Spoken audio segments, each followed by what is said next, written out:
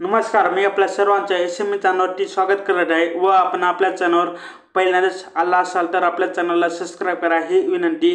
तर पहिली अपडेट, तर परवा दिवशीपासून US मार्केट फॉल होताना दिसत आहे। ते कालही एका विकनेस सोबतच सुरू झाला होता।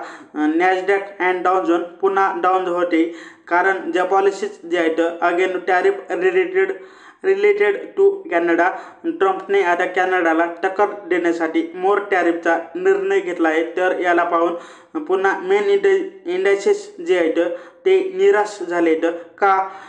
ट्रम्प कॅनडियन स्टीलवरती आणि ॲल्युमिनियमवरती 25% टॅरिफ वाढवली आहेत त्यांनी, ज्यामुळे की इफेक्टिव्हली ते 50%वर आले आहेत इफेक्टिव्ह येण्याकडे।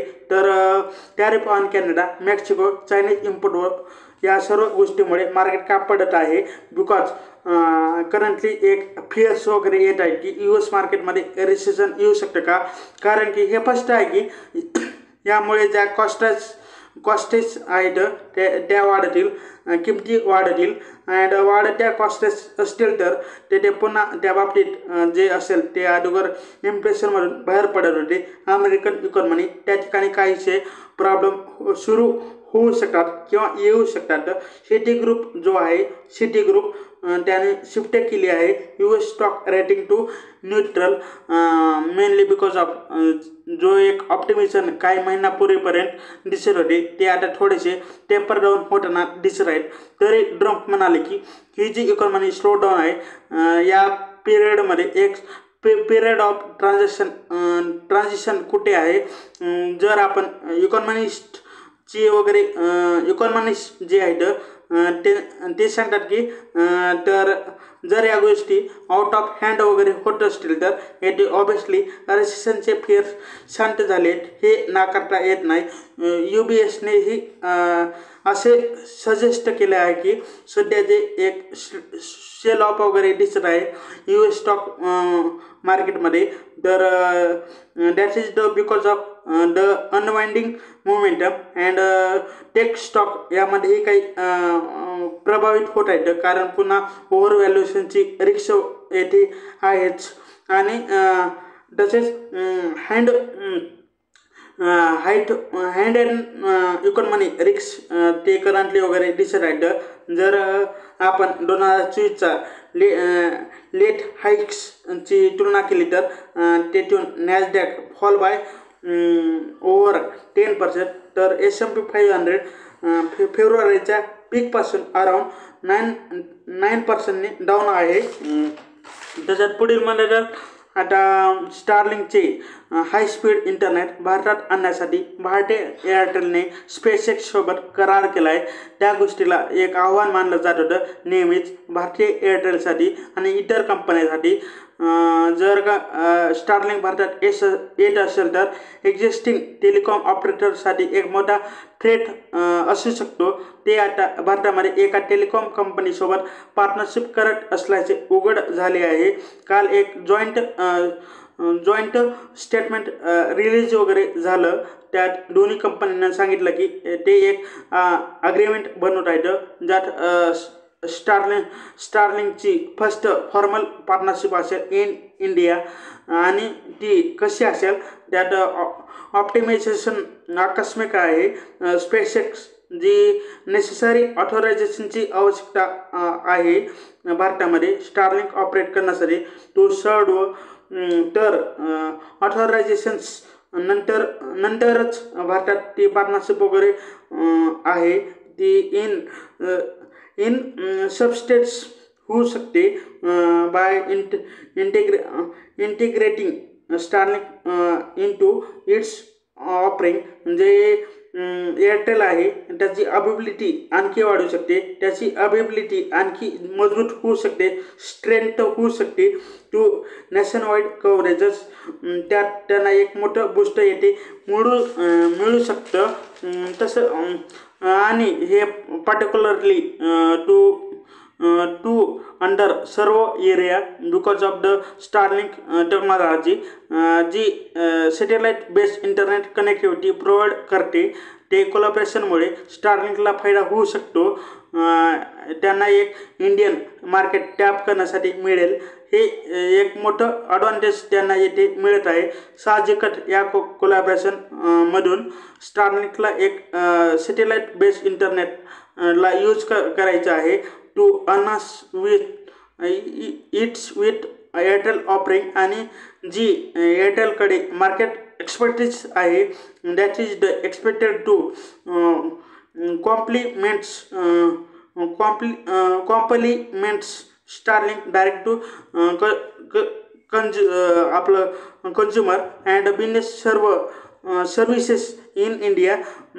तर एअरटेल अँड पेसेक्स या ऑफरिंग कोलॅबरेशन थ्रू स्टारलिंक आपले इक्विपमेंट एअरटेलच्या रिटेल स्टोअर थ्रू पुश करण्यास सक्षम असेल. अँड स्टारलिंक बिझनेस कस्टमर्सना देखील सुद्धा सर्व्हिसेस देऊ शकेल. ॲडिशनल दोन्ही कंपन्या येथे आता हे असेल की हे करणार की स्टारलिंक यात कसे कॉम्प्लिमेंट करणार एअरटेलचे नेटवर्क भारतामध्ये एक्सपांड करण्यासाठी. यातून जे एअरटेल जे ग्राउंड इन्फ्रास्ट्रक्चर आहे भारतामध्ये त्याला लिव्हरेज करून त्याला या टेक्नॉलॉजीला आणखी बेटर बनवण्याचा प्रयत्न करतील. व रेग्युलेटरी साईड हे की हार्डल असेल स्टारलिंक भारतामध्ये लॉन्च करण्यासाठी. जो इंडियन स्पेस रेग्युलेटर आहे with the department of telecommunication that is the GOT, त्यांना आतापर्यंत त्यांच्याकडून वगैरे ऑथोरायझेशन देणे वगैरे बाकी आहे to SpaceX for Starlink operation in India. तर पुढील न्यूज आहे नॉन फायनान्शियल CPSEs कंपनीजकडून डिव्हिडंड पेआउट रिलेटेड आहे. ही पेशो कंपनीज आहेत ज्यात की नॉन फायनान्शियल कंपनीज आहेत ज्यांच्याकडून दिला जाणार डिव्हिडंड तो साहजिकच येथे गव्हर्नमेंट वगैरे बिगेस्ट शेअर होल्डर आहे इन दिस कंपनीज. तो गव्हर्नमेंटला डिव्हिडंड वगैरे दिला जातो. रेकॉर्ड ऑफ 67,000 करोड वर पोहोचला आहे.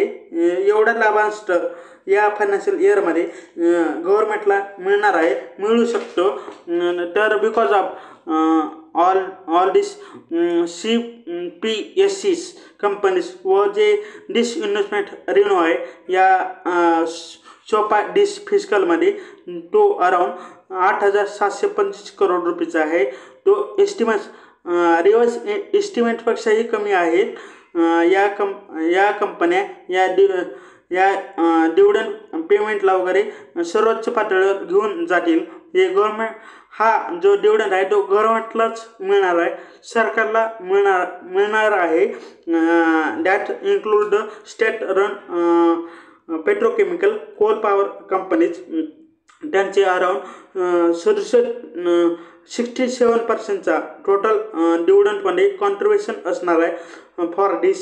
हे 5th कॉन्झिक्युटिव्ह इयर्स आहे जेथे की डिव्हिडंड रेव्हेन्यू ॲन्युअल एस्टिमेटपेक्षाही जास्त आहे. जेथे गव्हर्नमेंटने स्वतः डिव्हिडंड इन्कमसाठी लावले होते. गव्हर्नमेंटने बजेट केलं आहे की 69,000 crore rupees in dividend for state run company for 2026. तर एक्सपेक्टेड की जी प्रॉफिटेबिलिटी दिसत आहे काही रिसेंट इयर्समध्ये ते पुढेही कंटिन्यू होईल. फॉलिंग ग्लोबल प्राइजेसमुळे US प्रेसिडेंट डोनाल्ड ट्रम्पने pushing for increased drilling and output. आता चायनाची डिमांडही कमी होत आहे, फॉल्स होत आहे, वीक होत आहे. अँड रिसेंटली आपण पाहिलं आहे क्रूड प्राइजेस देखील 3 इयरच्या लोअर पोहोचले आहेत, त्याला हिट केले आहेत. आता त्या $70 पर बॅलरच्या खाली वगैरे गेल्या होत्या, ज्यामुळे ज्या स्टेट रन कंपनी आहेत जे की राज्य शासनाकडून वगैरे चालवल्या जातात, like petroleum companies and power companies, त्या सध्या चांगल्या स्थितीत दिसत आहेत. तर शेवटी आपल्या व्हिडिओला लाईक आणि चॅनलला सबस्क्राईब करा. हीच विनंती. हा व्हिडिओ पाहिल्याबद्दल धन्यवाद. थँक्यू.